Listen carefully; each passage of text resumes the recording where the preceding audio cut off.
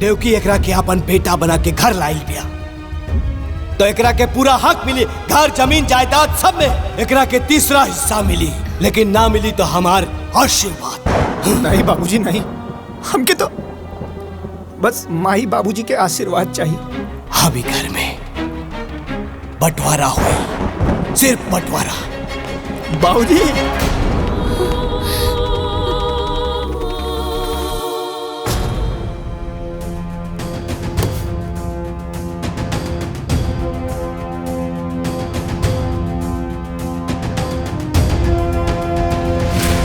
अरे हमार बटुक बिना हमरा से पूछ ले, बिना हमारा आज्ञा ले ले शादी कैसे?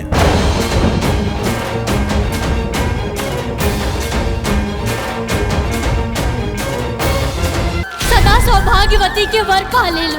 आज ही सावित्री हमार पति के प्राण बचा के हमरा के सदा सौभाग्यवती के वरदान देना माई।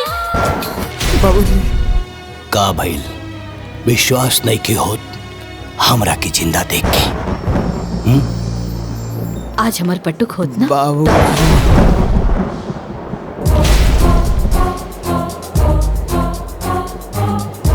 बाबूजी हमार बटुक अस्पताल में, हमार आत्मा तो आज भी माने के तैयार नहीं थे। हमार बटुक ऐसा कुछ कर सकेला, ओकर बाबूजी ओकरा पर विश्वास नहीं करत। इससे बड़ा सदमा और का हो सकेला? हमार पतोहिया सब परेशानी अकेले सहलस। अरे यहाँ से चप्पल कहाँ गई? लौकत ना चप्पल? हमरो चप्पल नहीं खे लौकत। अरे हमरो चप्पल नहीं खे लौकत। पता ना चप्पलवा कहाँ चल गई। माई तो अनिल लोग के चप्पल यहाँ बा।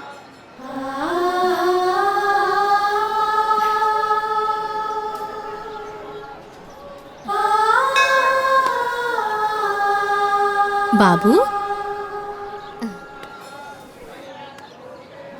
इला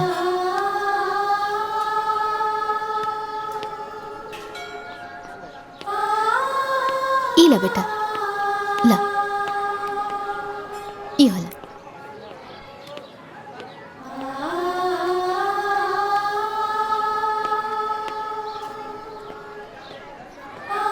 बाबू तोहर नाम का बा? कहाँ रहेला? हम बतावत हई। अनाथ हा बेचारा, पैदा होते एकरा के केहू वटवृक्ष के नीचे छोड़ गईल रहे। आधी रात के रोवत रहे त हम उठौनी हा। ई वटवृक्ष के नीचे हमरा के मिलल ना, यही खातिर एकर नाम हम बटुकनाथ रख देनी। तब से यहीं पड़ल रहेला। मंदिर के साफ सफाई के साथे साथे आवे वाला भक्तन के जूता चप्पल साफ कर देवेला। जौन कुछ भी वो देवेला ना, वही खाए पिएला। इला माई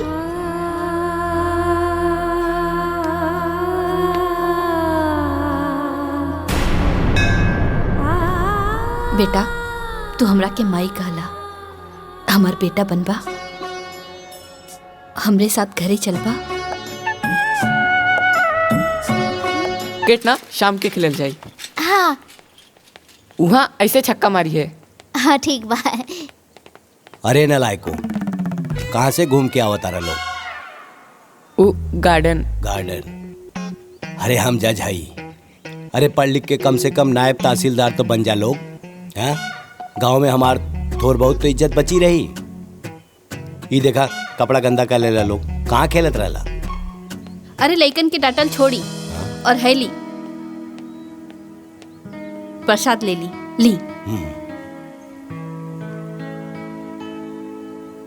तू बोला देवकी इलाइका के हो? एक नाम बटुक ना था, ये हमरा के मंदिर में मिलल। अनाथ है बेचारा। ए जी हमने के लगे 2 गो लइका बा, एगो और हो जाई।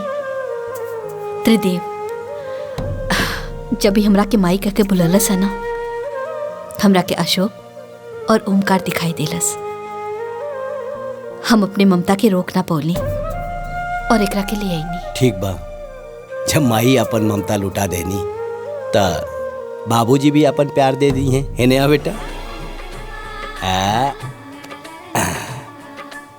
चला हम तो के मिलाओ तनी ई तोहार मझिला भाई असो, गले मिला भैया से। ए हाँ आवा।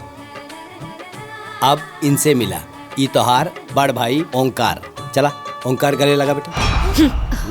ओंकार का हो गई लेकर रखी? हाँ एकर तेवर तो देखा। लड़का है ना, समय के साथ बदल जाए। ठीक है चला, चल बेटा अंदर चल।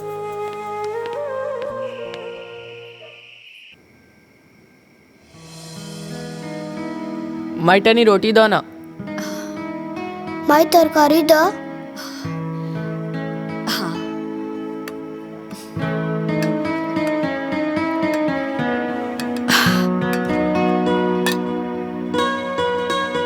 इला।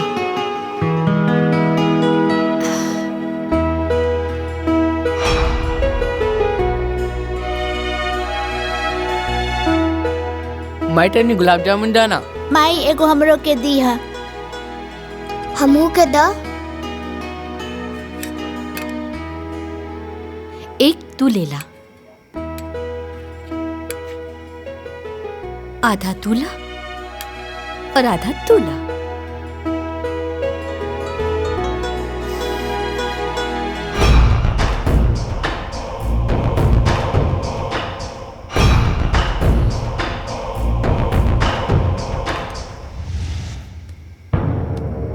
अरे माइक लगे हमने कैसे सोते था। चलो उठ। ए अरे ओमकार, सुत गइल बा ना, तोहनी के बिस्तर लागल बा, जा जाके सुत जा।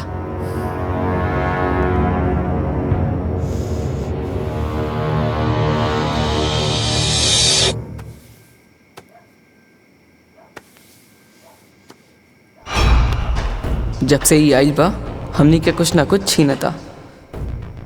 पहले गुलाब जामुन छीनलस, फिर माई के कोरा। काल तई हमनी के जमीन जायदाद घर द्वार सब छीन सकेला। ई हम ना होके देव, कब्बो ना होके देव।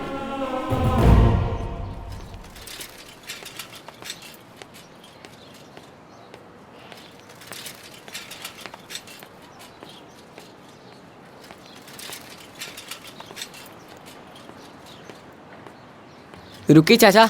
हाँ रुकी। हाँ चल उतर। तोर ठिकाना आ गइल बा, अब हमनी के साथे एक कदम भी आगे मत बढ़ाइए। चली चाचा। हम हूँ स्कूल चलब, माई गुस्सा करी। भैया ऐसा मत करो। हम अशोक के भाई हई, अशोक हमार भाई। ते न दोबारा हमनी के भैया मत कहिए और हमनी के साथे मत आवा। चली चाचा। हम ना हटब। लागत आते ऐसे ना मानबे। हम माई के बात मानब, बस माई के। हम स्कूल जाए तो स्कूल जाए। बार बार हमनी के माई के आपन माई कहता रे। अरे हमार माई कोनो मंदिर के प्रसाद नहीं खे। हमरा लागत आते लात के भूत बाड़े, बतिया से ना मानबे। हाँ अरे भैया ये छोट तू बच्चा अपन काम करा। अरे भैया मत मारो भैया। एकरा के मत मारो, छोड़ दो। भैया आपके मत मारने के भाई नहीं। अरे भैया रुको, बात सुनो। मत मारो भैया, मत मारो। मालकिन, मालकिन, का भाई? मालकिन ओमकार बाबू बटुक के मारत हुवन। का? हाँ मालकिन, वो आपस में लोग झगड़ा कर ले बाड़े। चली जल्दी।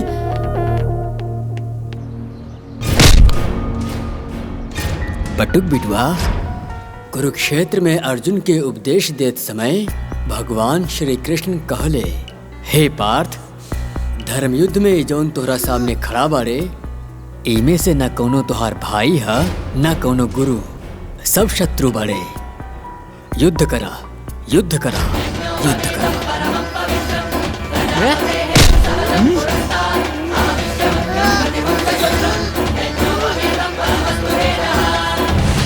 ओमकार, बटुक, छोड़ दा, छोड़, छोड़ ओकरा के।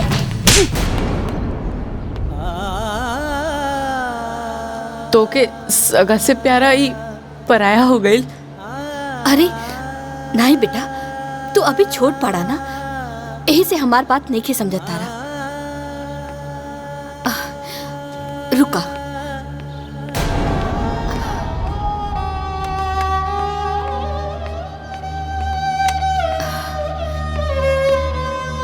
ओमकार बेटा, है 3 लकड़ी तू एक साथ तोड़ा।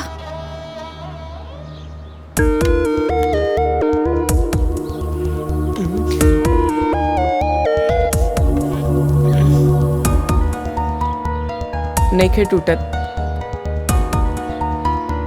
अशोक तू तो तोड़ ले पाना, तोड़ा। नहीं के टूटत। हमरे बटुक के पास तो बहुत ताकत बा, वो तो जरूर तोड़ ली। ला तोड़ा तोड़ा।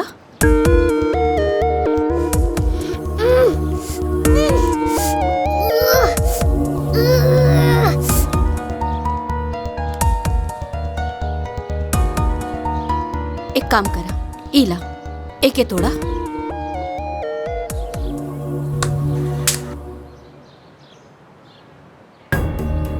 तू तोड़ा।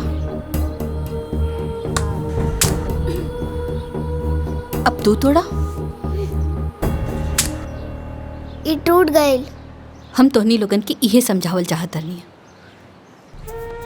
अकेले रहबा तो केहू तोड़ दे, और तीनों एक साथ रहबा तो केहू ना तोड़ पाई। एकता में बहुत बल होला, बुझाइल? जी।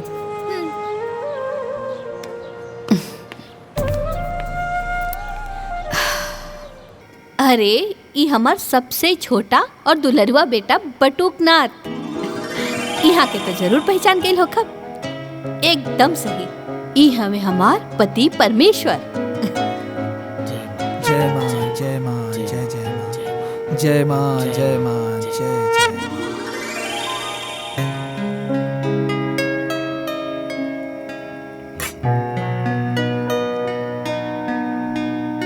पाए लग रहा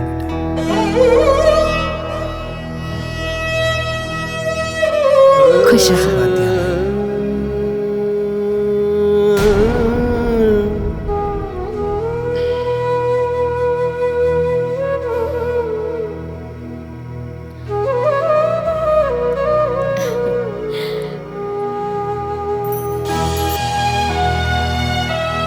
बोलो लक्ष्मी मैया की जय।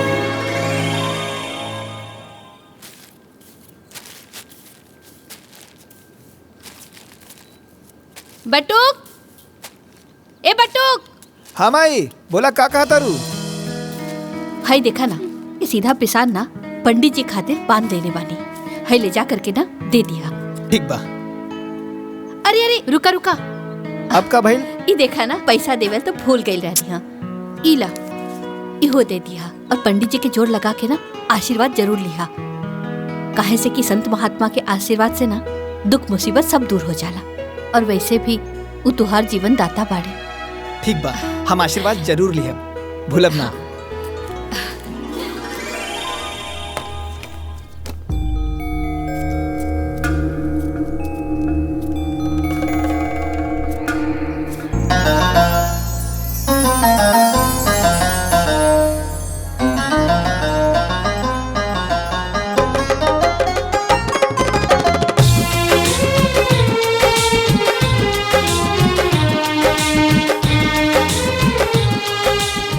भैया जी प्रसाद दी। हाँ दे दे। कितना भाई? 250 रुपया। 250 रुपया? अरे एकदम मंदिर में लूट मचोले बाड़ा। अरे सब कुछ महंगा हो गईल बाटे। हमरा के मत बतावा कि महंगा हो गइल बा। हमार बचपन एजा बीतल बा, ई कुल 10 रुपए में मिलत रहे। 250 रुपया लाई दी।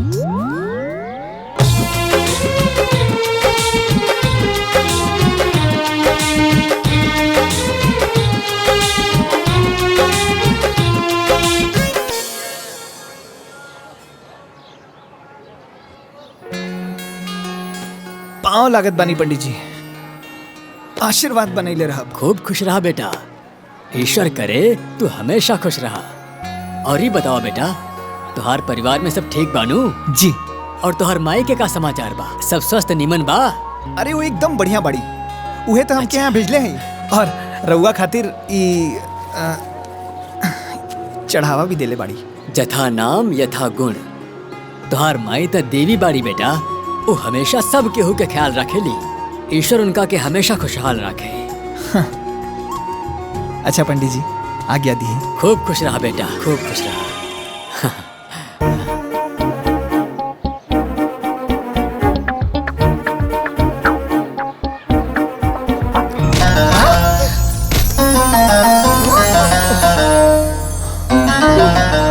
अरे आंधर बाड़ा का, हाँ दिखाई नहीं देत, हमार सब प्रसाद गिरा देला। अब हम का चढ़ाए भगवान जी के? अब देखत का बाड़ा, मदद करा। न जाने कहाँ से आ जाला लोग, हाँ, हमार खुद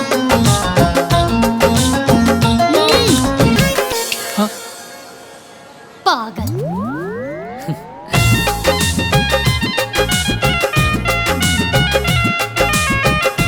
बटुक बेटा, जी पंडित जी। का सोचत बाड़ा? कुछ ना पंडित जी। पहचानलाई के रहली? के रहल? अरे ई उहे सावित्री रहली जौन अपना माई के साथे इहवा आवत रहे, आ तू जेकरा साथे खेलत रहला, कबो कबो लड़त भी रहला।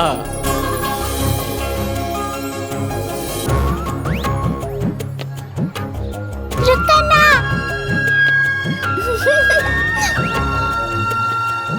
सावित्री बेटा, का करा तारू? इला प्रसाद लेला। नहीं हमार हम ना दे।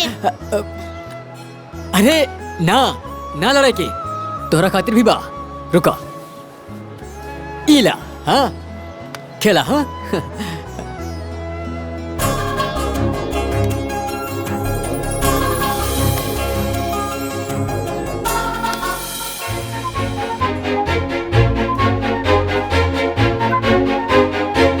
सावित्री। हाँ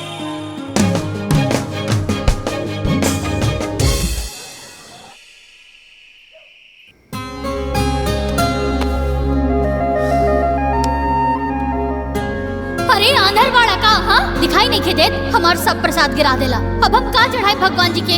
अब देखत का बाड़ा, मदद करा। अरे एकदम मंदिर में लूट मचोले बाड़ा।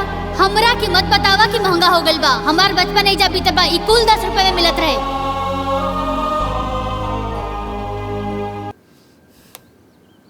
बटू, नाश्ता हो गेल तुहार? हाँ। अच्छा ते काम करा ना, तू ना मंदिर चल जा। काहे से कि तुहार बाबूजी ना अपना दोस्त हरिशंकर जी के यहाँ जाए से पहले हमरा से कह के गइल बाड़े। आज मंदिर में सामूहिक विवाह है ना, तो ओहिजा कोनो चीज के कमी ना होके के चाहिए। और हाँ, हमरा तरफ से ना हर एक जोड़ा के एक एक लिफाफा दे दिया। ठीक बा माई, अभी जाता नहीं।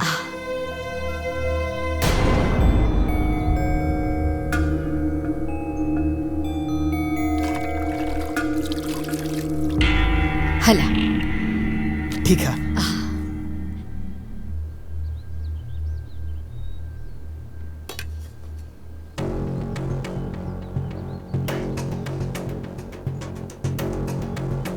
हमने के का देखत नहीं जा? माई हर काम बटुक से काहे कहेली? अपन सगा बेटा से तो कबो कुछ ना कहेली। घर के सगरी काम नौकर करेलन, मालिक ना। बाकी जेठ जी, हमरा तो लागता कि रवा लोग नौकर बानी और उ मालिक। चली दीदी, ई बात ना इन्हें लोग के समझ में नहीं खे आई।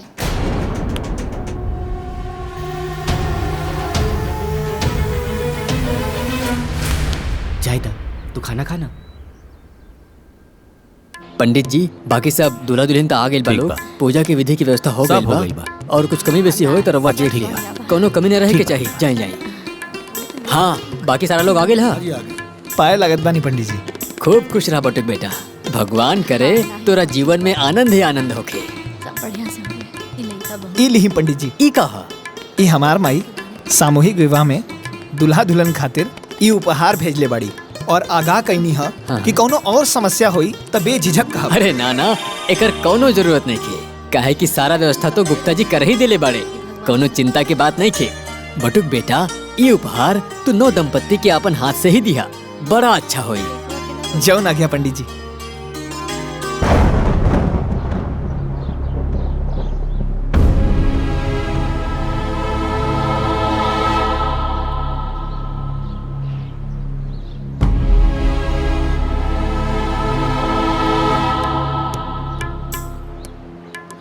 हाँ, सोनू ठीक।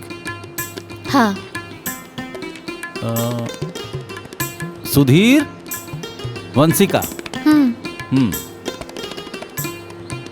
मोनू प्रिया। ठीक बा। रवि सावित्री। ई लड़की के गार्जियन के बा? हम बने पंडित जी। दूल्हा कहाँ बा? अभी ना आयल बड़े पंडित जी, औते हुई थोड़ा देर और इंतजार कर ली। बियाहे के मुहूर्त निकलल जात बा, जाई जल्दी जाई ओकरा के बुलाई। अच्छा पंडित जी हम देखत बानी।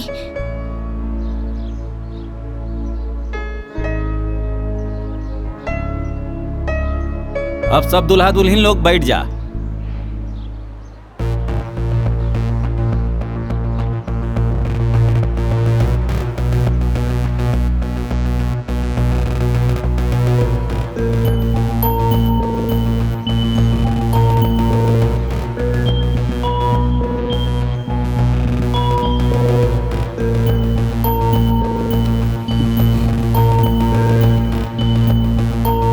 कहाँ रह गई अभी?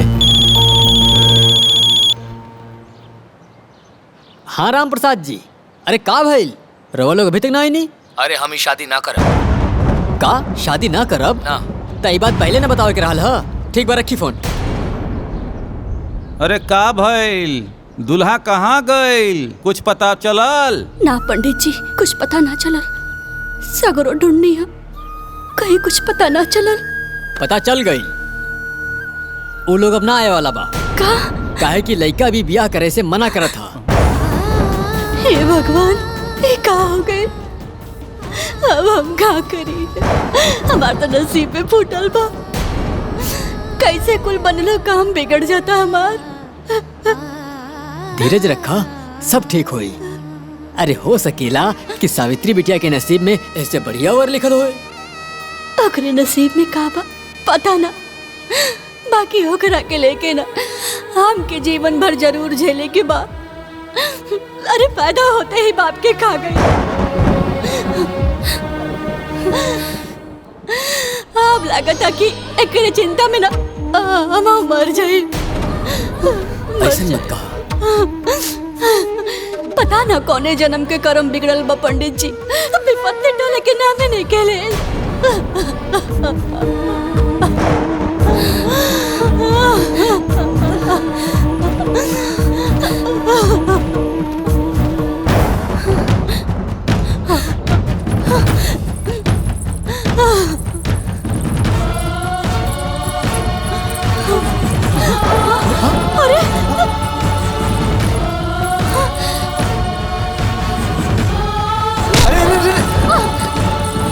ई का कर बड़ू? ई ठीक ना बा। छोड़ा हमरा के, हम दादा नहीं छोड़ा हमरा के। हमार मर जाए ठीक होई। अरे ऐसन करल का? सोचल भी पाप होला। हम तोरा के ना करे देब। हमरा के ई पाप पुण्य के बारे में कुछ नहीं के पता। हमरा के तो बस इतना पता बा कि हमरा मरला पर ही हमार परिवार से विपत्ति टली। हमरा के मर जाएदा। अरे ऐसन मत बोला, भगवान पे भरोसा रखा। भगवान के घर में देर बा, अंधेर नहीं। वो तोहार हर समस्या का समाधान खोजले हुई है। और इस संसार में बहुत नेक लोग बाड़े। देखिए एक दिन केहू ना केहू तोहार हाथ थाम ले। इस संसार में ऐसा केहू ना होला जे बेसहारा के सहारा दे सके। केहू नहीं खे ऐसा, केहू नहीं खे ऐसा। अरे नहीं नहीं, अभी भी इंसानियत जिंदा बा। बहुत लोग बाड़े। तका तो हमार सहारा बन सकेला।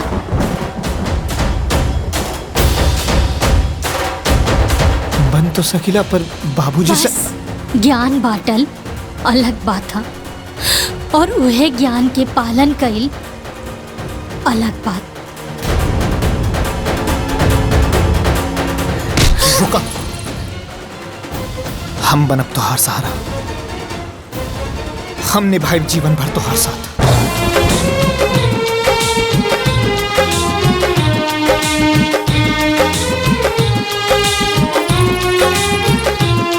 अब वर वधू एक दूसरा के गला में माला डालिए। ओम वक्रतुंड महाकाय सूर्यकोटि समप्रभ निर्विघ्नं कुरु मदेव सर्वकार्येषु सर्वदा।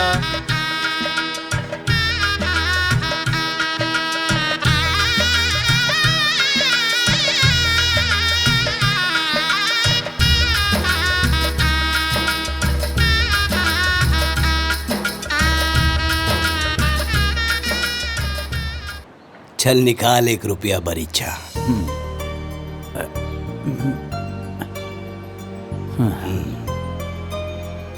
आज से तोहर बेटी हमार घर के बहू भइल और हमार बेटा तोरा घर के दामाद। ठीक रही ना?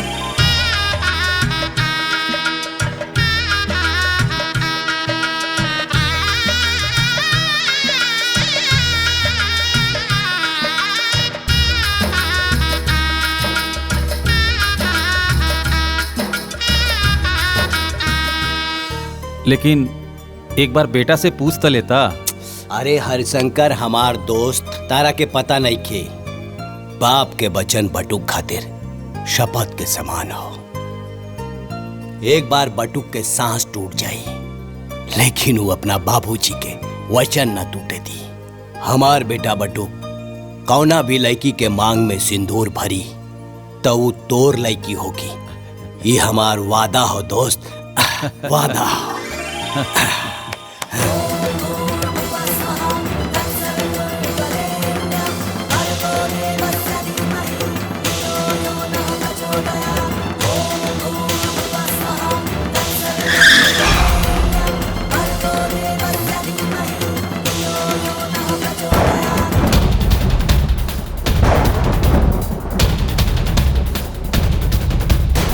अच्छा, बाबूजी के बड़ा नाच रहे ना एकरा पे।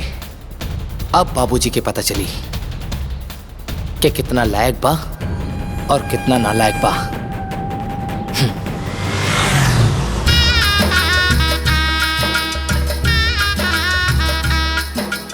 हे भगवान, तुहार लाख लाख शुक्र हा। ई का 1 रुपए के सिक्का? अरे भाग्यवान, ये 1 रुपया के सिक्का ना, बरीचा हो बरीचा। हम अपना बटुक के बियाह तय कर देनी अपना दोस्त हरिशंकर के बिटिया से। बहुत बढ़िया कहनी है बाबूजी। सगुन तो सगुन होला, चाहे 1 रुपया हो चाहे 1 लाख रुपया का हो। अब हमरा समझ में आई कि रउआ रोज सवेरे सवेरे अपना दोस्त के घरे काहे जात रहनी है। अपना दोस्ती के रिश्तेदारी में बदले। चली, बटुक के बियाह तय हो गई। बियाह तय ना भइल बा, ऊ बियाह क ले बा। उहो सामूहिक विवाह मंदिर में। हे ओंकार, ये का बकवास करता रहते? अरे हमार बटू कैसे ना कर सकेला? अरे ते बचपने से ओकरा से जले ले, यही खातिर इस तरह बात करता रे। अरे हमार बटू बिना हमरा से पूछ ले, बिना हमार आज्ञा ले ले शादी कैसे?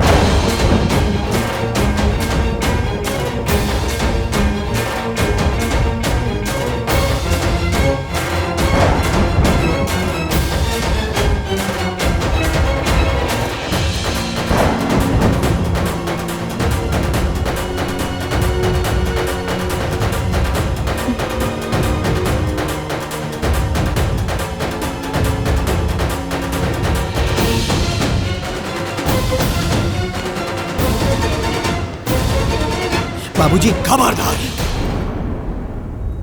हमार पैर छुए के जरूरत नहीं की।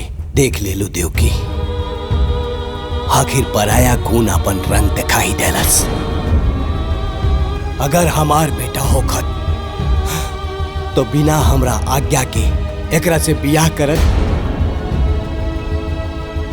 एकरा वजह से हमार वचन टूट गई। आखिर हम का मुंह दिखाई अपना दोस्त हरिशंकर के? कतना इज्जत रहे गांव समाज में बाबूजी के, आज पगड़ी उतर गई ना। अरे ई कोनो बियाह ह? ना बाजा ना गाजा ना बाराती ना घराती। सही कहा तारू नैना, इतना बड़ कांड के आइल बा, लेकिन माई एकरा के एक शब्द ना बोली है। आज तो हर माई ना हम बोला, हमार फैसला हुई।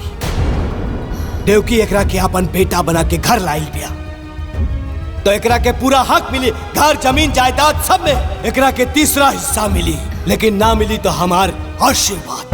नहीं बाबूजी नहीं, हमके तो बस माही बाबूजी के आशीर्वाद चाहिए। ये सब कुछ ना चाहिए, बस माई के और आपके आशीर्वाद। देवकी, अभी घर में बंटवारा हुई, सिर्फ बंटवारा। बाबूजी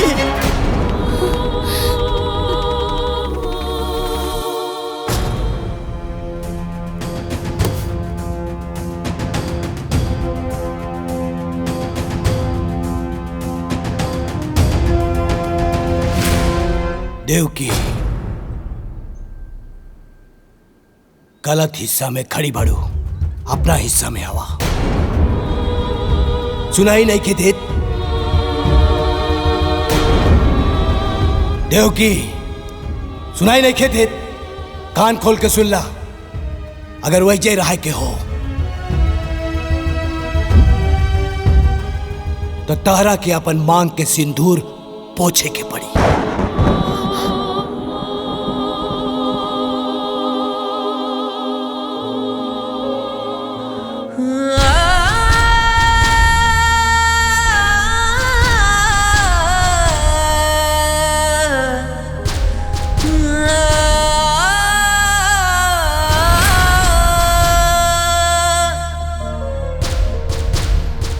सुख दुख में खड़ा रहे गजब संजोगवा होला। दुनिया में सबसे प्यारा अपन लोगवा होला। दुनिया में सबसे प्यारा अपन लोगवा होला।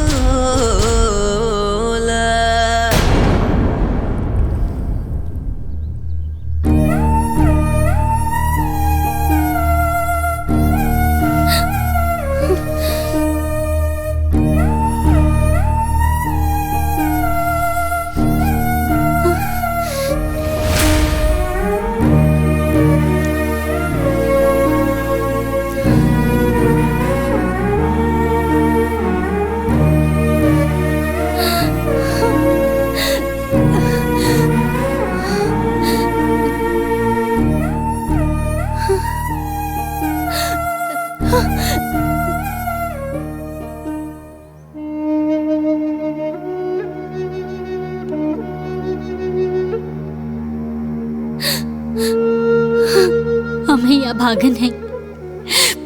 पहले बाबूजी के साया सर से उठ गई और जब ससुराल आईनी ता घर के बंटवारा करवा देनी। अरे हमरा जितना अभागन बहू के हुई जेकरा के होकर सास ससुर के आशीर्वाद तक ना मिलल।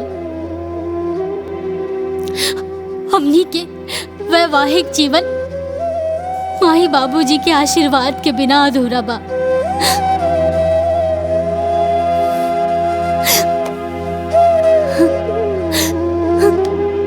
तू अपन दिल छोटा मत करा। बाबूजी गुस्सा में हुवन और माई एक दिन उनकरा के जरूर मना लेहन। और ई रात रोए का ना है, ये हमनी की जिंदगी का नया शुरुआत है।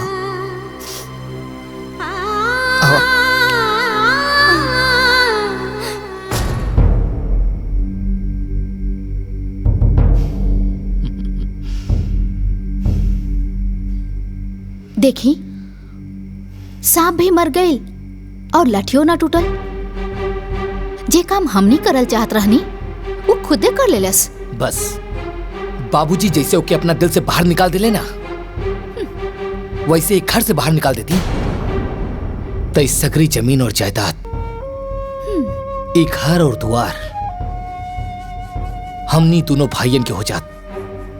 अरे टेंशन मत ली अंगूर खाई। अरे खाई ना और वक्त के इंतजार करी, वो एक दिन जरूर आई। काहे कि माया नाम हवे हमार और माया के माया अपरंपार होला।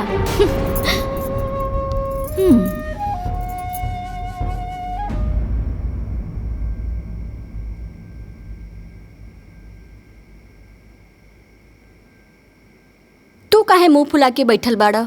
नहीं ना, आज जौन घर में भइल अच्छा ना भइल। बाबूजी के बट्टू के माफ कर देवे के चाहत रहे। आज माई के त्रिदेव खंड खंड हो गई। एकदम दिमाग में गोबर भरल बा का? त्रिदेव खंड खंड हो गई। अरे एक दिन जमीन जायदाद सब कुछ खंड खंड हो जाई। ओकर सोचा कि कैसे सब कुछ ठीक होई। अगर कुछ कर ना सकेला तो चुपचाप सो जा, मातम मनावला के जरूरत नहीं खे।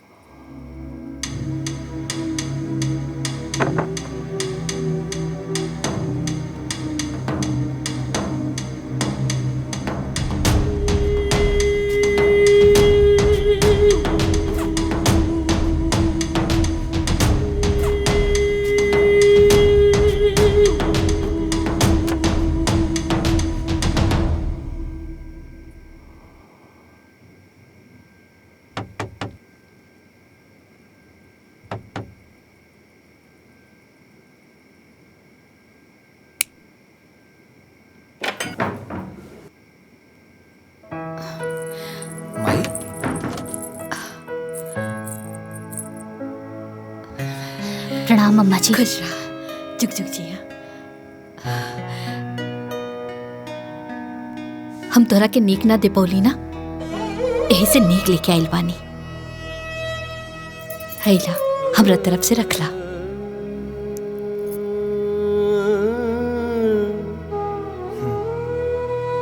रखला ना।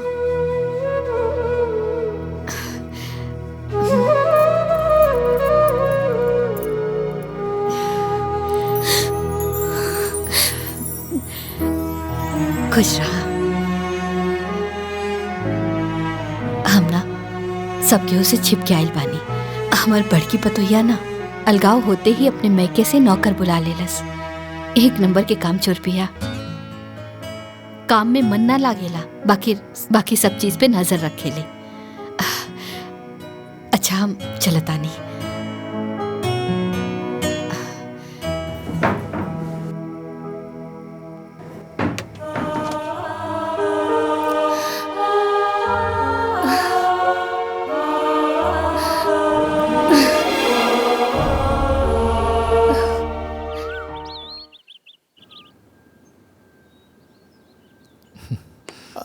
राजेश। हाँ भैया।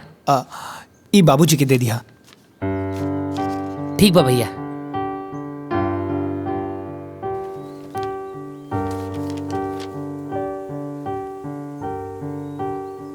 ली बाबूजी चाय पी ली। हाँ रख दा।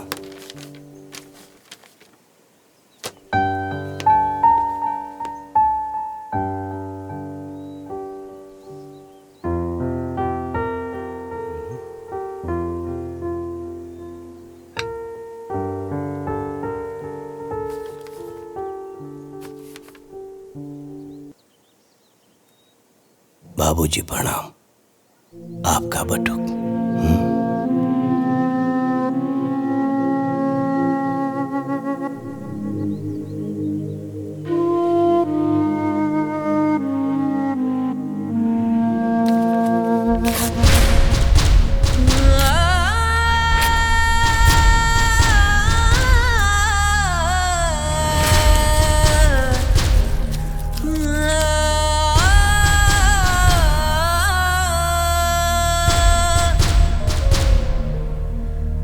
सुख दुख में खड़ा रहे गजब संजोगवा होला। दुनिया में सबसे प्यारा अपन लोगवा होला। बाबूजी। ए छोटकी। जी जेठानी जी बोली। जाना तारे कुछ लड़की इतना कुलच्छनी होली सन कि ससुराल जाते ही अलगवनी करा देवेली सन, मनहूस होली सन। सही कहा तनी जेठानी जी। ऐसन बहू भगवान दुश्मनों घरे ना देवे।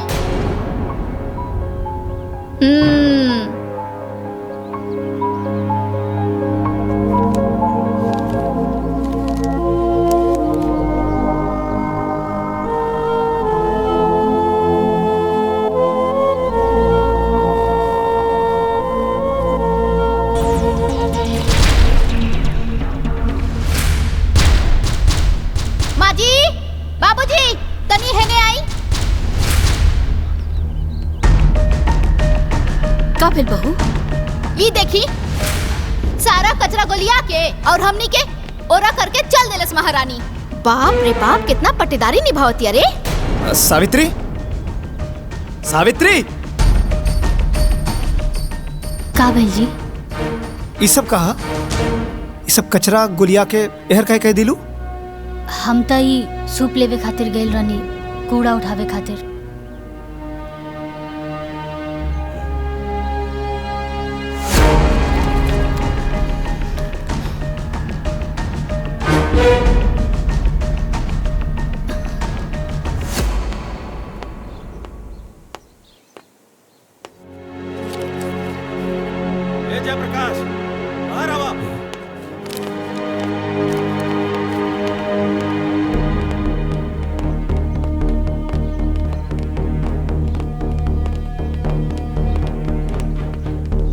इहे निभैला दोस्ती हमरे साथे।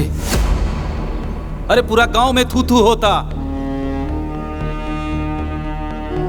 अमानत देले रनी तारा के, तार बेटा से हमार बेटी के बियाह करावे खातिर। अरे चुप काहे बड़ा, बोलत काहे नहीं खे?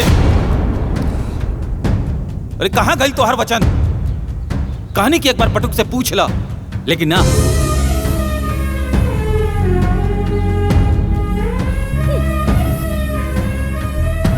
जाना तरु देव की भोजी का कलश हमरा के? बटुक शपथ के समान बा। बटुक के सांस टूट सकेले, लेकिन ओकर बाप के वचन ना टूट सकेला। अरे आप का भाई बोलत का नहीं का, चुप काहे बड़ा? का करी अब हम?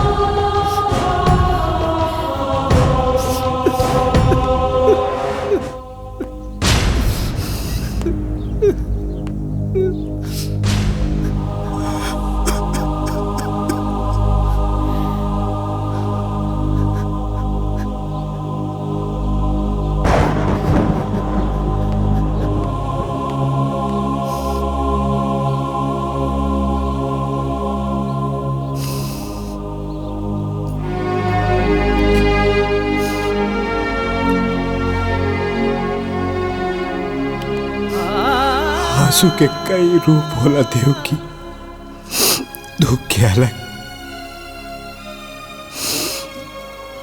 और अपमान के अलग।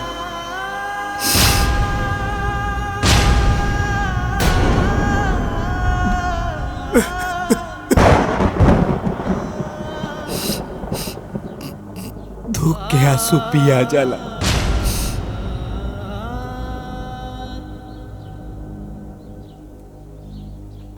अपमान के आंसू ना पियाला देव की, ना पियाला।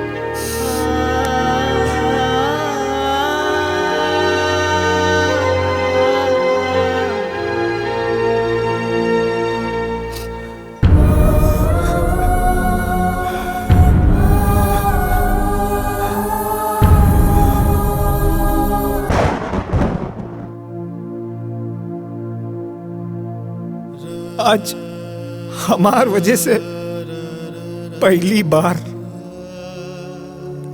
केहू घर में घुस के बाबूजी के इतना सुना के गई, आज तक पूरे गांव में केहू हमार बाबूजी के कुछ ना कहले रहल। बड़ा इज्जत रहल बाबूजी के। ए जी, ई बात का लेके रहुआ अपने आप के मत कोसी जी, मत कोसी। केहू के अपमान कहिला से केहू देवता के महिमा कम ना होला। और बाबूजी त देवता हन और हमेशा रही हन। हाँ,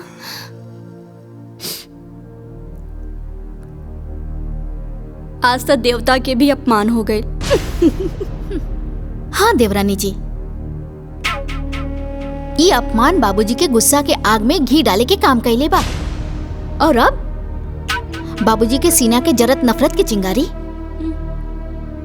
एक दिन ज्वालामुखी बन जाई। ओकरा बाद बाबूजी ओकरा के खुदे निकाल दिए घर से।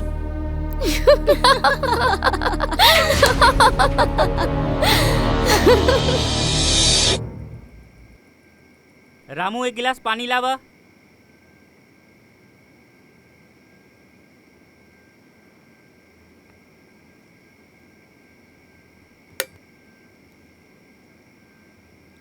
ए जी, घुरहु आयल रहे, कहला सा कि कल खेत में खाद वाद डाले के बा।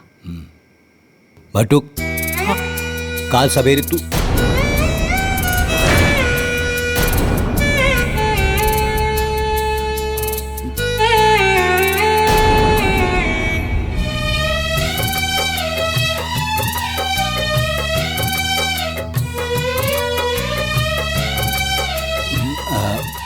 ओंकार, काल सवेरे तू ब्लॉक पे चल जाइया और वजह से 4 बोरिया यूरिया 2 बोरिया डाई ले ले आइया।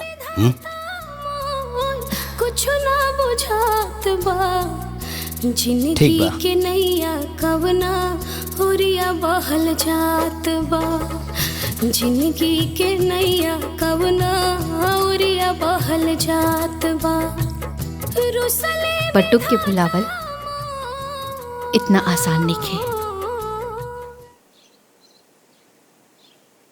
अरे केहू हमार कोटी और जूता दी कि ऐसे ही चल जाई बाजारे? कहाँ बाड़ा सन? इली बाबूजी।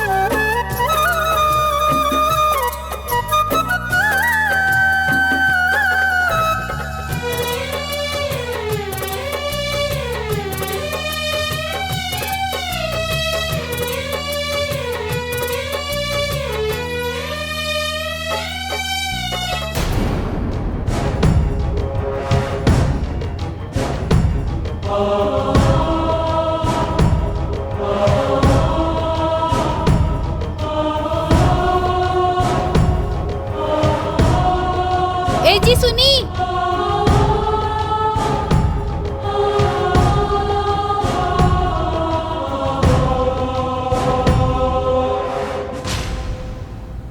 सुनी जी।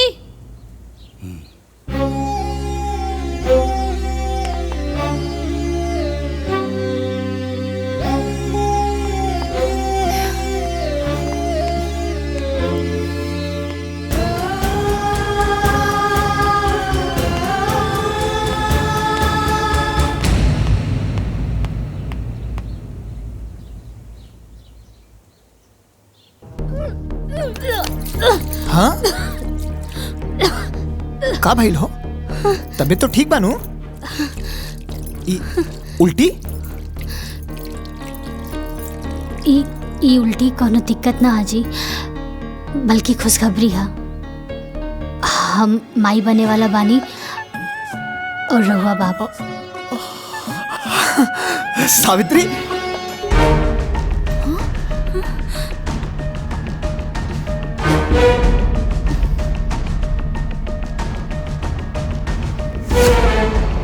ब्याह कके पहले हमनी देवरानी जेठानी आईनी और माई पहले उकल मोही बन गई। सही कहा तनी जेठानी जी, कहीं ऐसा ना होखे कि काली पोता के मुंह देखला के बाद बाबूजी के फैसला बदल जा। काहे से कि मूल से ज्यादा ब्याज प्यारा होला।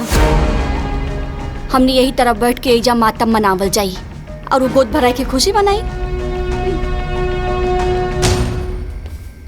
गोद भराई का सारा सामान ला दिले है, फल फूल मिठाई नारियल सब आ गई।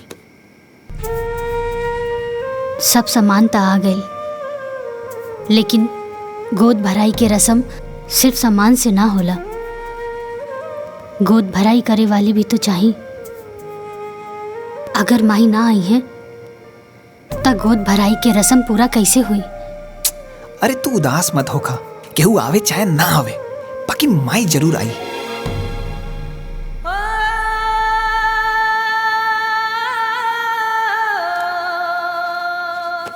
लाई पैर दबा दे।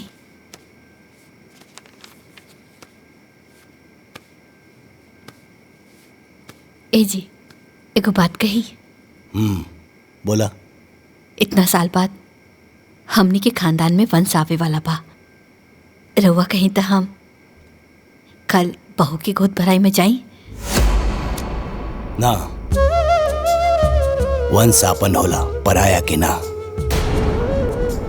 तारा के गोद भराई में जाए के जरूरत नहीं खे, बुझाइल नो।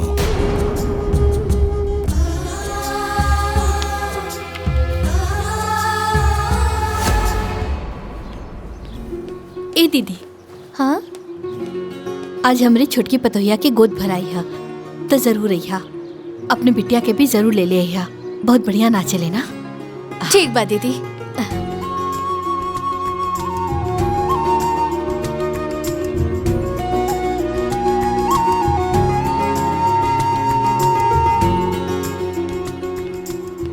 बिटिया, आज ना हमरे छोटकी पतोहिया के गोद भराई है तो जरूर अइहा। ठीक बा, आ जाई।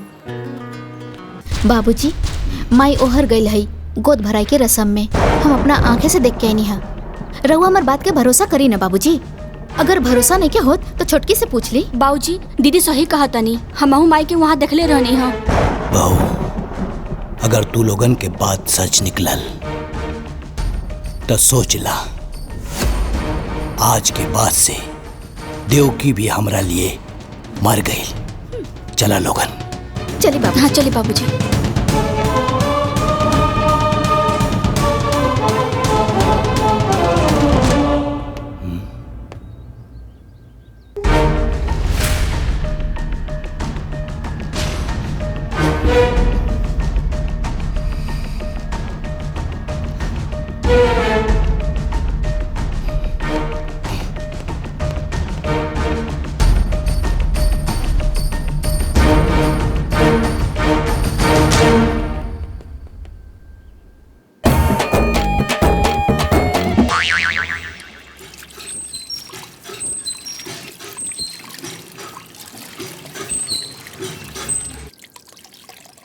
का भइल? वो घर में मच्छर बहुत हो गई बा। हाय देखी। ठीक ठीक है, मारा मच्छर।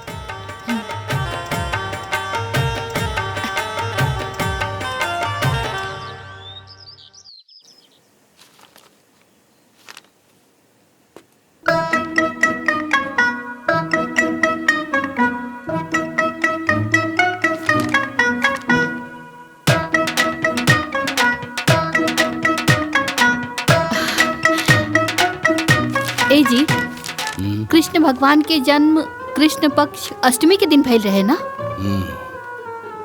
और महीना भादो के और दिन बुधवार रहे ना? अनहरिया में झमाझम बारिश होत रहे। का बात है, आज भगवान श्री कृष्ण के जन्मदिन बहुत याद आ रहा बा।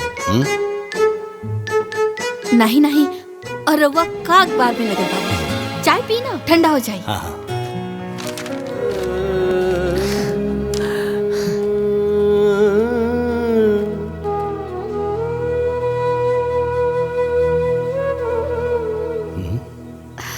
कब है? ठंडा हो गई का चाय? ना ना, ठीक बा। माई इशारा दे देली कि लड़का का नाम का रखी। एकर नाम कृष्णा रही। कृष्णा। कृष्णा। नंद घर आनंद भयो, जय कन्हैया लाल की। हाथी घोड़ा पाल की, जय कन्हैया लाल की। का भाई? हाँ? कुछ नहीं।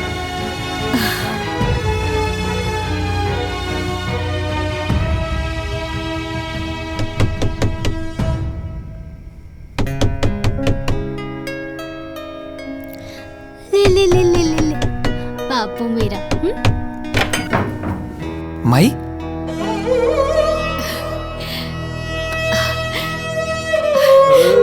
इना चांदी के कंगन बाबू खातिर लाइल बानी, पहना दिया। हाँ आ बेटा। अरे बाप रे बाप, वाह रे हमार किस्मत। भगवान हमरे जैसन किस्मत ना केहू के ना दे। पहले पतों से छिपके मिले ही नहीं, और आज अपने पोता से। अरे दादी, दादी है। हाँ, हमरा के दादी बुलबा ना। हाँ रोता।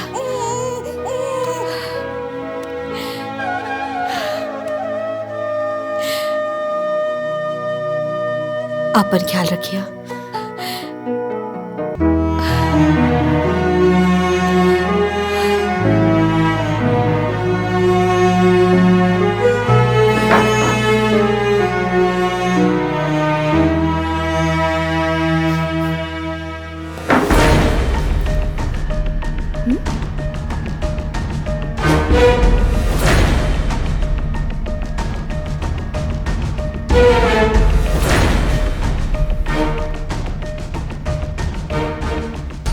माँ जी के पोता खातिर ही प्यार एक दिन हमने खातिर बहुत घातक हो सकेला।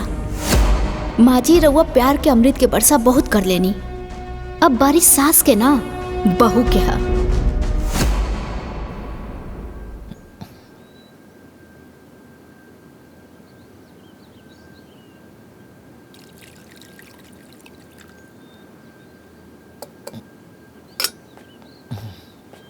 ए रामू, तनी चापाकल से हमार नहाए खातिर एक बाल्टी पानी ले आवा।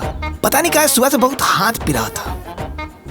ठीक बा, लेकिन ई बात मालकिन के ना पता चले के चाहिए, ना तू अपना घर से हमरा के भगा दी है। अरे अरे ना पता चली, सब लोग कमरे में बा। तू जो। ठीक बा।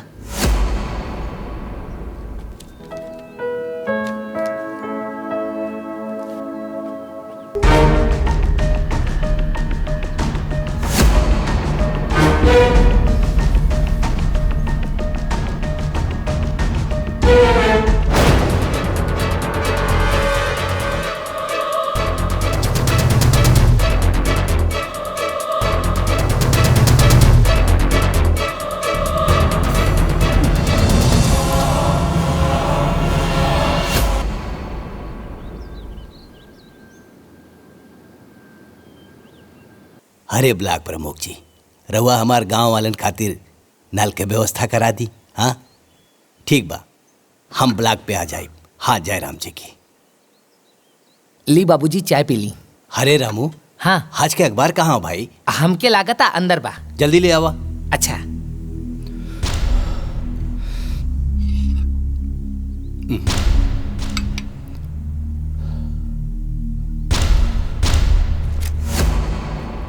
बाबूजी प्रणाम।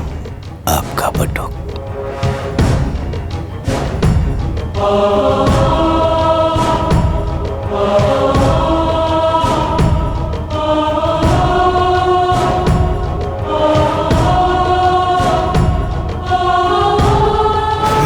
का रोज रोज का ड्रामा।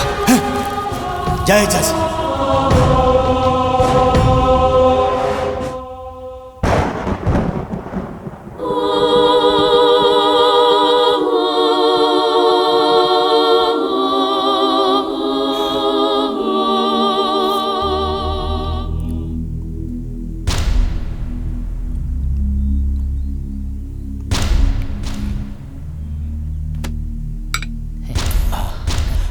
काबिल बाबूजी। बाबूजी चक्कर क्या होता? चक्कर होता? ओमकार भैया, अशोक भैया, मालकिन, भाई जल्दी आए। देखिए बाबूजी के अरे बाबूजी, बाबूजी, बाबूजी, मालकिन, बाबूजी, बाबूजी देखिए काबिल, बाबूजी। नौटंकी मत कर। हमनी के दोनों बेटा बानी जाही जा। बाबूजी के तोहरे सहारा के कोनो जरूरत नहीं है। बुझाइल? अरे चल ना अस्पताल लेके चल ना। अशोक, अरे बोल पे ले चल अस्पताल बाबूजी लेके चल बे। ले चल। संभाल के आराम से।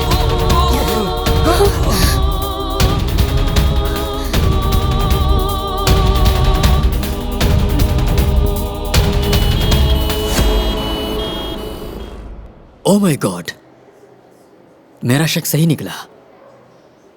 चाय में जहर था।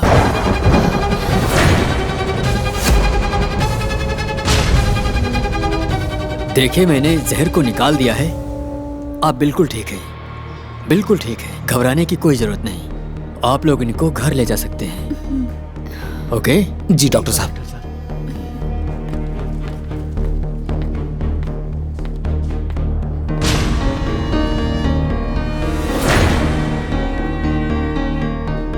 का रामू, चाय में जहर के में ले रहे हैं?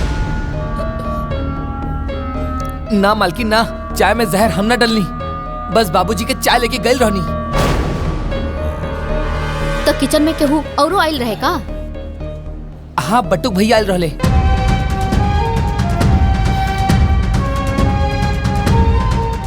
बटुक? हे भगवान, बाबूजी के चाय के ट्रे में पर्ची रखत रखत अब चाय में जहर मिला देलस। तोहार दिमाग खराब हो गइल बा कि पगला गइल बाड़ू? हमार बट्टू कैसे नहीं कर सकत। वो कुछ भी कर सकेला देवकी, कुछ भी।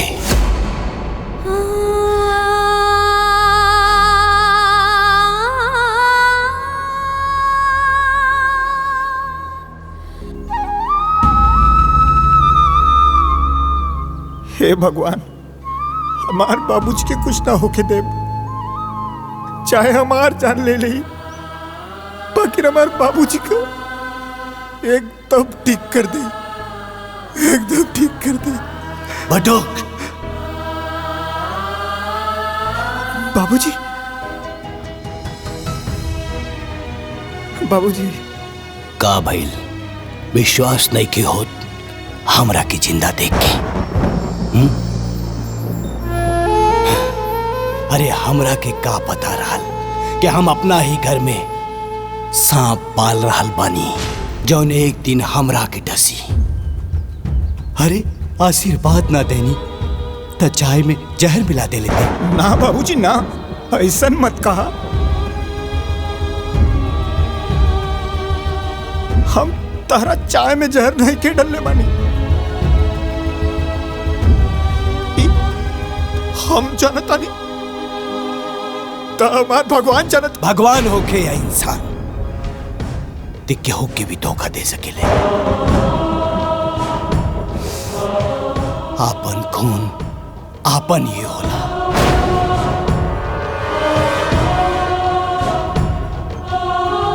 पराया खून पराया ही होला, ये आज हम जान गए नहीं।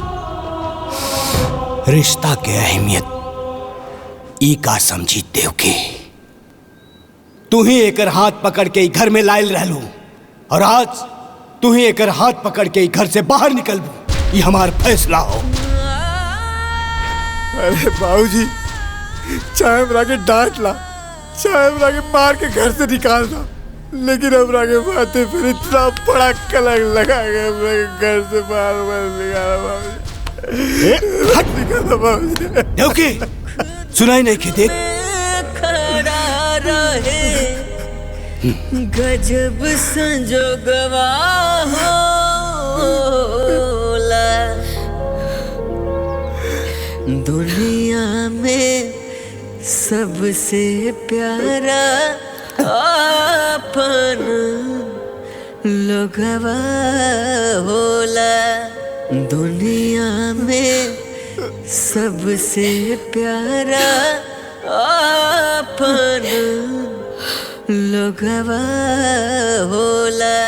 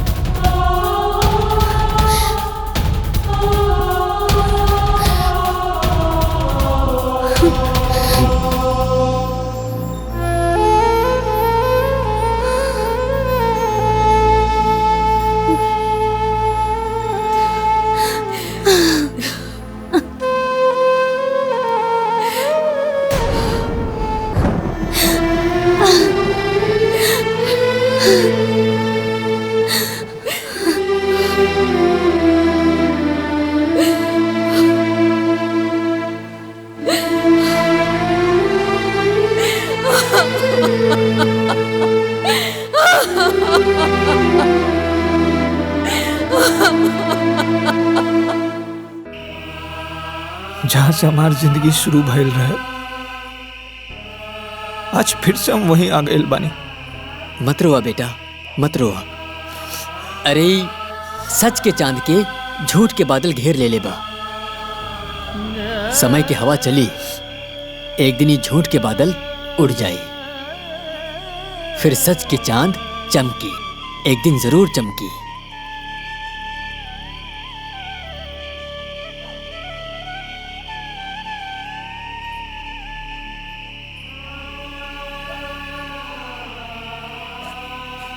पाए लगी पंडित जी। खुश रहा। बटू कहाँ बाटे? भीतर घर में बा। है उनकर माई सामान भिजोले बाड़ी, कहनी की जाके दे दिया। ठीक बा। ठीक ना? प्रणाम पंडित जी। खुश रहा।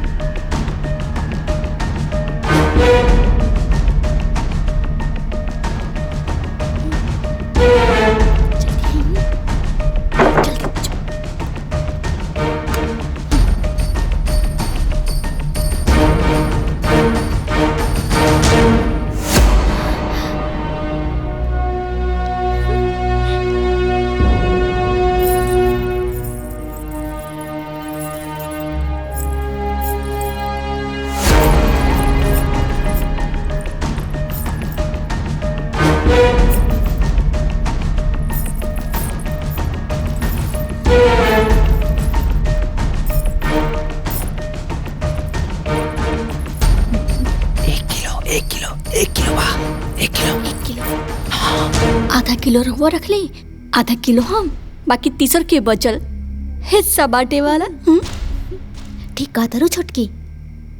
ऐसन बा, एके जल्दी जल्दी रखा, ना तो बापूजी माई आ जाइए ना तो सब गुड़ को भर जाई। है ना? इल रखा। ए तू रख।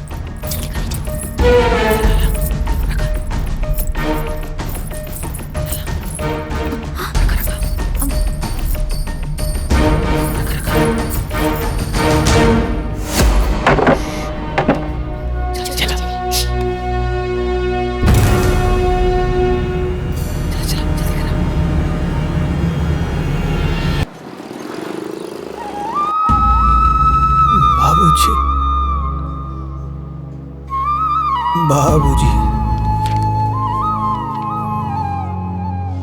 बाबूजी। देखिए, खाना पीना ना खाने की वजह से इनको बहुत कमजोरी आ गई है। इनको 2-4 दिन हॉस्पिटल में एडमिट करना पड़ेगा। इलाज में खर्च बहुत आएगा। फिलहाल आप 20,000 काउंटर पर जमा करवा दीजिए, बाकी मैं देखता हूँ। ठीक है डॉक्टर साहब।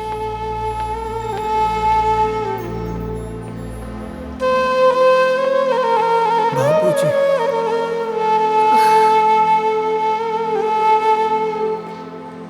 बाबूजी,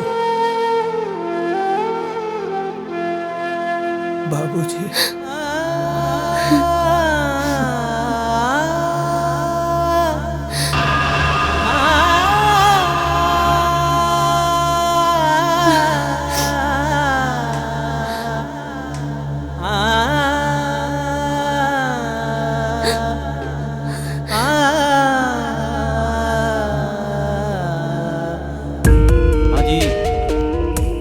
अरे रउआ चिंता ना करी, हो जाई।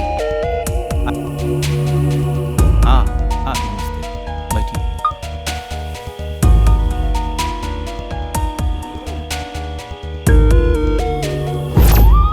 हाइला हमरे तरफ से रखला।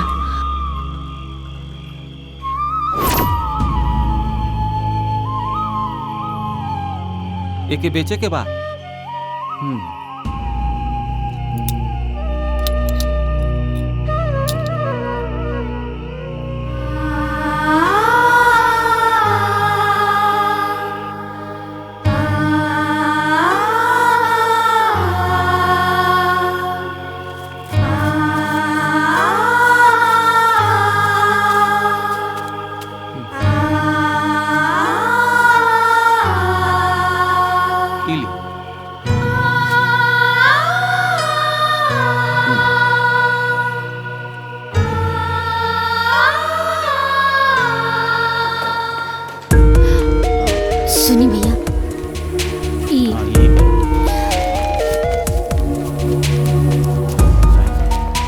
डॉक्टर साहब 20,000 जमा करे खातिर कहले रहलन।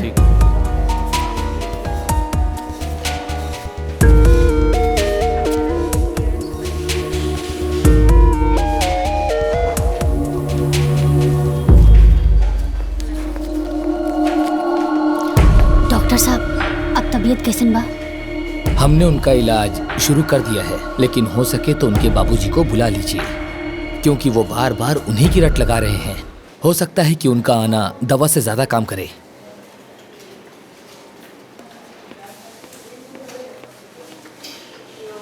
बाबूजी।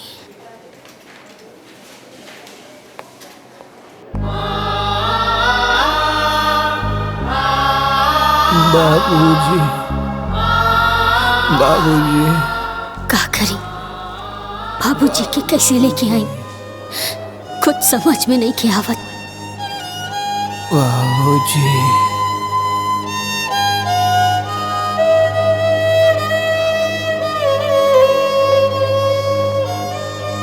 बाबूजी।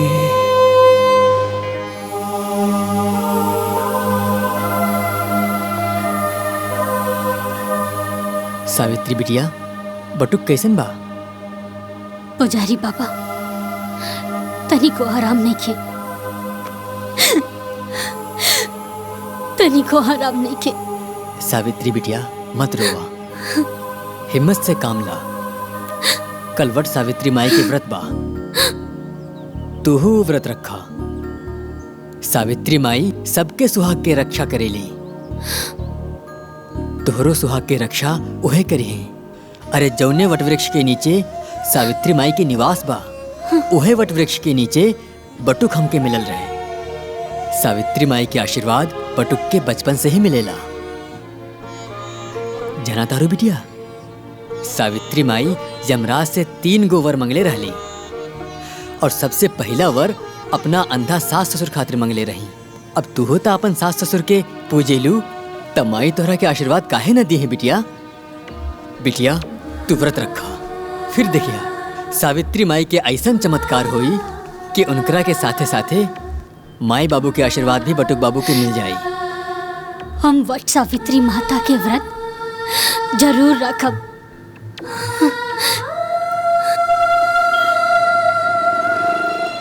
घर में 2-2 गो बेटा बा, अपने मेहरारू के साथ टीवी देखत रहिए, अपने माई बाबूजी के साथ अस्पताल ना आ सकेला। आज हमार पट्टुक होत ना। बाबूजी,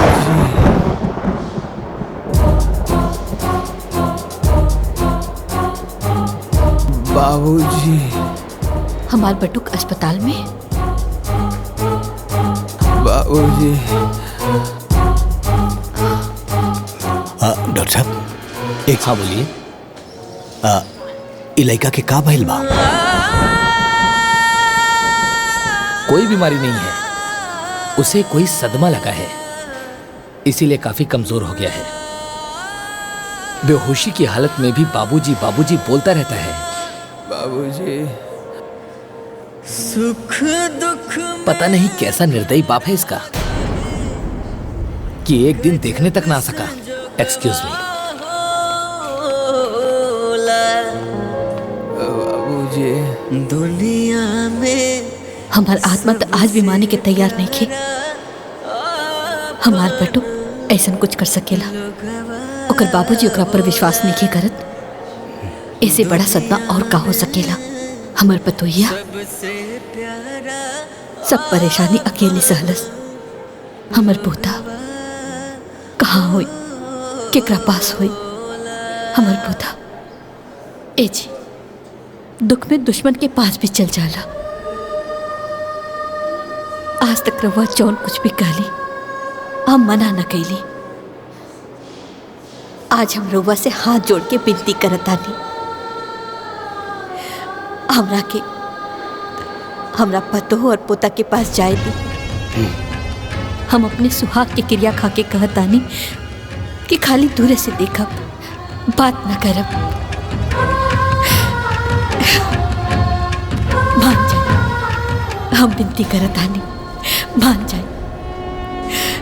बाबूजी।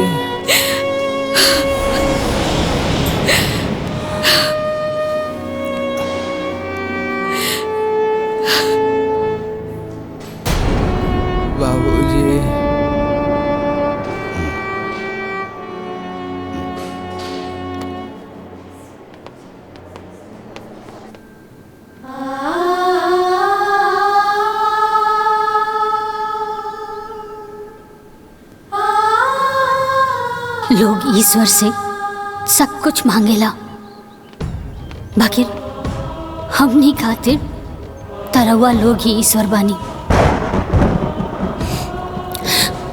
हमनी के आपन आशीर्वाद दे दी, हमनी के आपन आशीर्वाद दे दी। हम जाना तानी कि राहुल आशीर्वाद के बिना हमनी के जीवन कबो सुखी ना रही।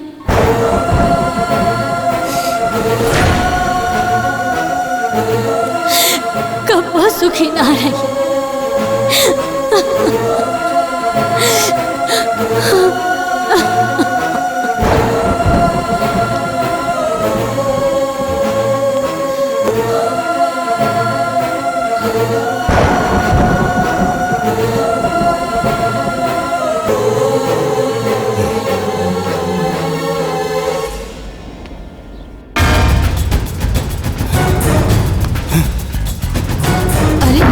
क्या करता नहीं हुआ? अरे सुनी,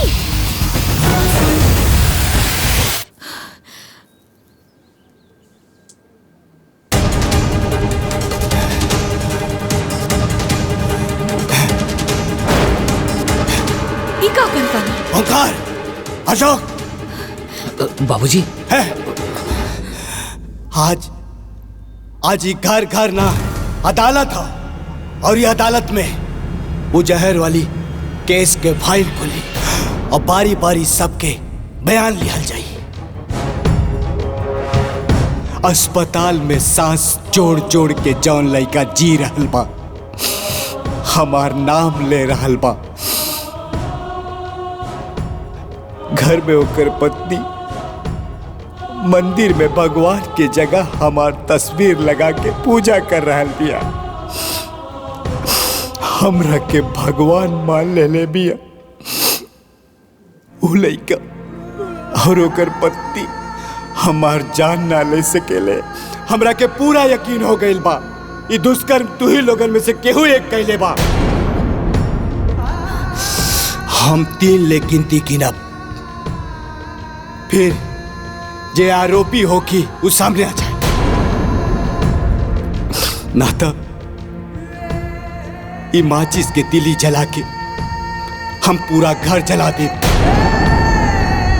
हमरा साथे साथे पूरा परिवार जली और मरी। बाबूजी ऐसा मत करिए बाबूजी। 2 3 बाबूजी, रुक जाइए बाबूजी।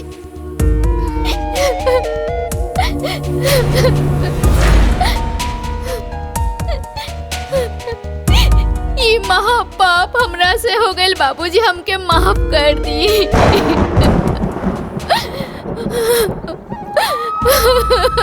माफ कर दी।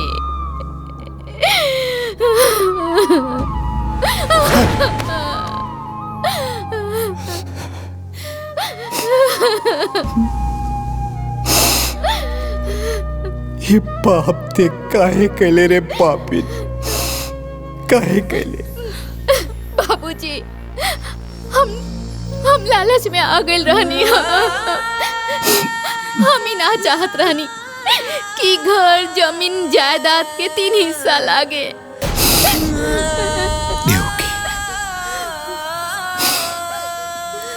हम जज रहनी,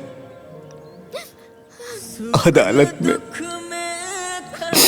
सबूत और गवाह की रोशनी में कौनो गलत फैसला ना लेनी। बाकी पता ना कैसे अपना ही घर में, अपना ही परिवार में गलत फैसला सुना देनी। अब पहले ही बहुत देर हो गई बा, अब और देर ना करी, चली। अब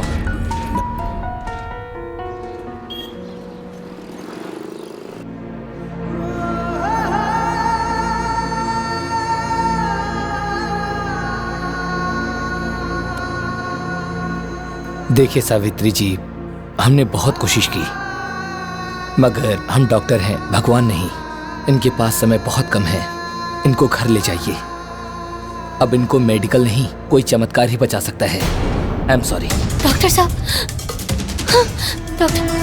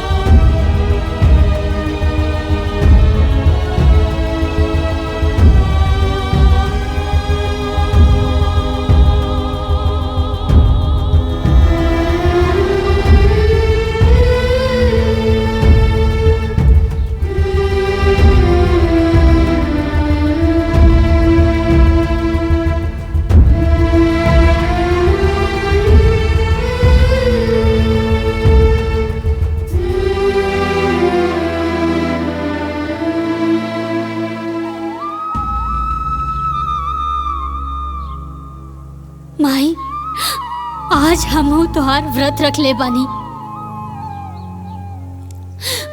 अपना पति के लंबा उम्र खातिर याद रखिए माई, अगर आज हमार सुहाग उजड़ गई तो दुनिया के कोनो भी औरत राहुल व्रत ना राखी।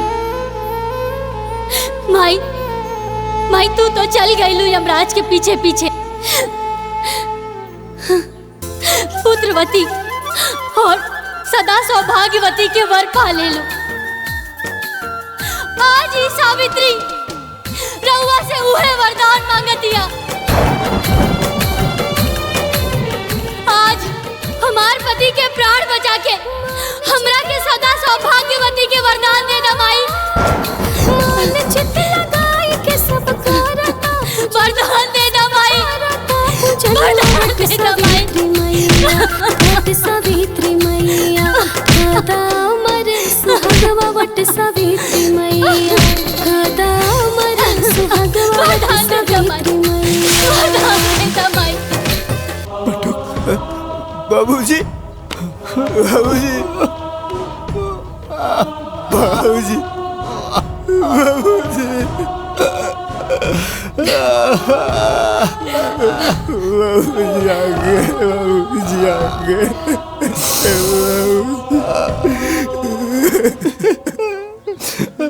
बेटा, अच्छा बुरा पहचाने में हमरा से बहुत देर हो गई, हो सके तो हमरा के माफ कर दो बेटा। ना बाबूजी ना, रहुआ तो हम जैसन अनाथ के नाथ हुआ। हमरा से माफी मांग के हमरा के इतना छोट मत करा बाबूजी, शर्मिंदा मत करा।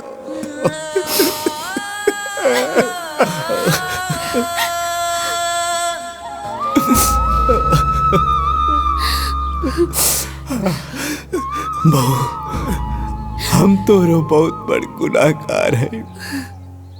तू दोनों बियाह का के आइला तो हाथ पसार के तू लोगन के स्वागत करे के रहल,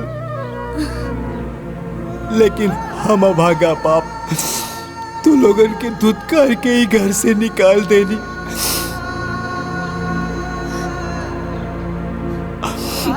हो सके तो हमरा के माफ कर दा बहू।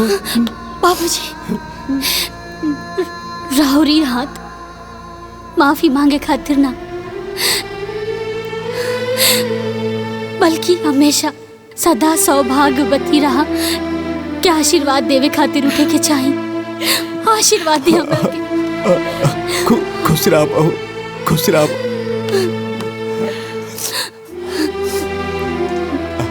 देखी, अब हमार बेटा और बहू हमरा साथे रही, हमने के सब साथे रह जाए।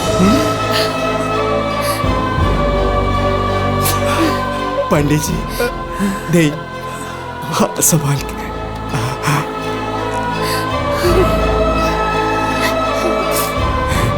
हमरा घर के चिराग। बोला वट सावित्री मैया की, वट सावित्री मैया की।